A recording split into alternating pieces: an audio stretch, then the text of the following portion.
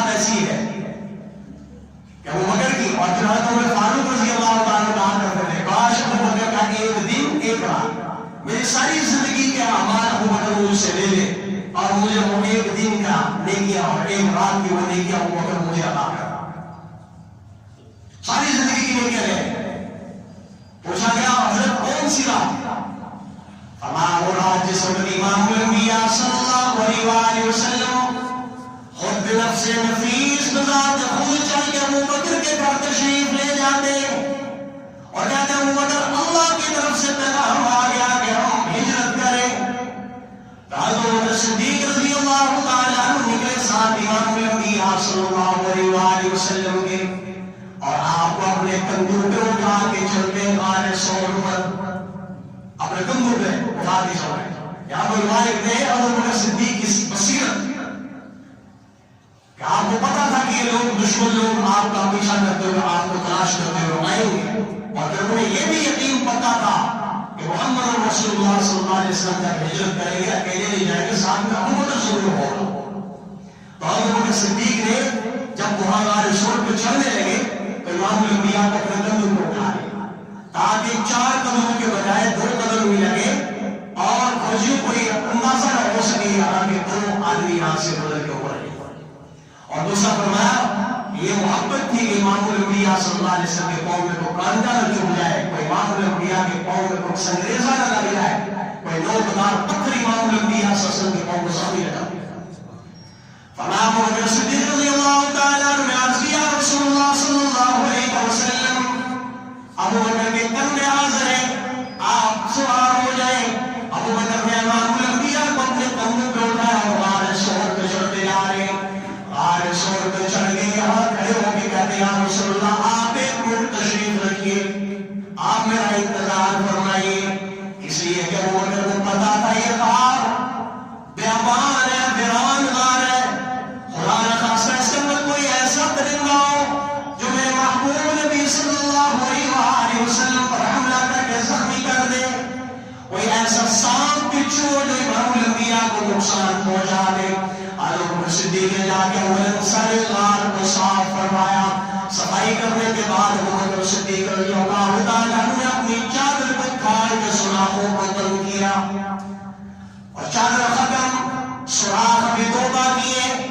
ابو بکر صدیق نے دونوں سوراخوں پہ اپنی ایڑیاں رکھی, اپنی ایڑیاں رکھ کے امام الانبیاء صلی اللہ علیہ وسلم سے عرض کیا رسول اللہ صلی اللہ علیہ وسلم تشریف لائے. امام الانبیاء غار کے اندر داخل ہوتے ہیں. ابو بکر صدیق فرماتے ہیں یا رسول اللہ آرام فرما لیجیے, ابو بکر کی گود حاضر ہے, ابو بکر کی گود حاضر ہے, آپ آرام فرمائیں. امام الانبیاء صلی اللہ علیہ وسلم نے اپنا سر مبارک ابو بکر صدیق کی گود میں رکھا اور آپ آرام فرمانا شروع ہوئے کہ نیچے سے کالا ناگ آیا اور اسے امام الانبیاء کے ساتھی کو اس وفادار کو ڈنگ مارا ہے پر. لیکن قربان جائے ابو بکر صدیق کی صداقت پر, ابو بکر صدیق کی وفاداری پر, قربان جائے ابو بکر صدیق رضی اللہ تعالیٰ عنہ کی اس جان نثاری پر کہ آپ کو زخم ہوا, درد ہوا, زہر نے اثر کیا اور اس درد کو سہا, صبر کیا اور اس درد کی شدت کی وجہ سے آنکھوں سے آنسو جاری ہوئے اور امام الانبیاء صلی اللہ علیہ وسلم کے چہرے انور پر وہ آنسو گرنے لگے. جگایا نہیں, حرکت نہیں کی کہ میرے محبوب نبی کے آرام میں خلل پیدا نہ ہو جائے. آنسو گرنے کی دیر تھی, امام الانبیاء بیدار ہوئے. پوچھا ابو بکر کیا ہوا؟ عرض کیا رسول اللہ صلی اللہ علیہ وسلم کسی چیز نے پاؤں میں ڈنگ مار دیا ہے اور اس کی وجہ سے جلن بھی ہے, سارے جسم کے اندر اس کا زہر محسوس ہو رہا ہے. امام الانبیاء صلی اللہ علیہ وسلم نے اپنا لعاب دہن نکال کے ابو بکر کی ایڑی پہ لگایا, فرمایا آرام آ گیا, آرام آ گیا. یہ محبوب نبی صلی اللہ علیہ وسلم کا لعاب دہن ہے. اگر کنویں پانی کڑوے پانی کے اندر پڑ جائے تو میٹھا ہو جائے, اگر سالن کے اندر 10 آدمیوں کے سالن کے اندر یہ پڑ جائے تو سینکڑوں کو کافی ہو جائے, اور اگر یہ لعاب دہن زہر والی جگہ لگ جائے تو وہاں پہ آرام اور سکون آ جائے. امام الانبیاء صلی اللہ علیہ وسلم کا لعاب دہن, یہ میرے اور آپ کے محبوب نبی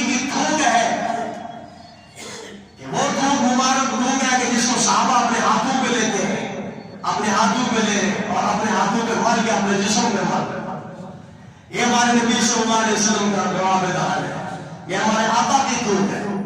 قربان جائے امام الانبیاء صلی اللہ علیہ وسلم پر، آپ صلی اللہ علیہ وسلم کے صحابہ پر، آپ کے اہل بیت پر۔